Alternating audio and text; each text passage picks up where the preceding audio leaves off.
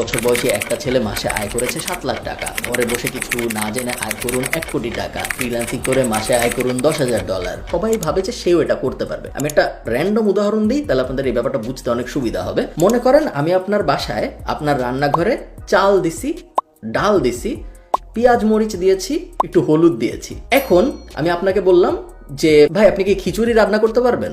আপনি অবশ্যই আমাকে বলবেন যে হ্যাঁ আমি খিচুড়ি রান্না করতে পারবো। আমি আপনার হাতে একটা ব্যাট দিলাম, ক্রিকেট ব্যাট দিয়ে বললাম যে ভাই আপনি কি সাকিব আল হাসান হইতে পারবেন? চিন্তা করে দেখেন, খিচুড়ির ক্ষেত্রে আমি আপনাকে কাঁচামাল যখন দিছি আপনি খিচুড়ি বানায় ফেলতে পারছেন। ক্রিকেটের ক্ষেত্রে আমি আপনার হাতে ব্যাট আর বল তুলে দিলাম, আপনি কিন্তু সাকিব আল হাসান হইতে পারলেন না। কেন পারলেন না? সাকিব আল হাসান হওয়ার জন্য আপনার শুধু কাঁচামাল হইলে হবে না, কাঁচামাল লাগবে, বাট তার সাথে 10 বছর 20 বছরের স্ট্রাগল লাগবে, স্কিল লাগবে, ট্যালেন্ট লাগবে। সেই জিনিসটা ফ্রিল্যান্সিং এর ক্ষেত্রেও সত্য। ফ্রিল্যান্সিং ব্যাপারটা আসলে সাকিব আল হাসানের মতো। আমার বাসায় কাঁচামাল থাকতে পারে, আমার বাসায় ব্যাট বলের মতো করে ইন্টারনেট কানেকশন থাকতে পারে, ল্যাপটপ থাকতে পারে, বাট তার মানে আমি ফ্রিল্যান্সার হয়ে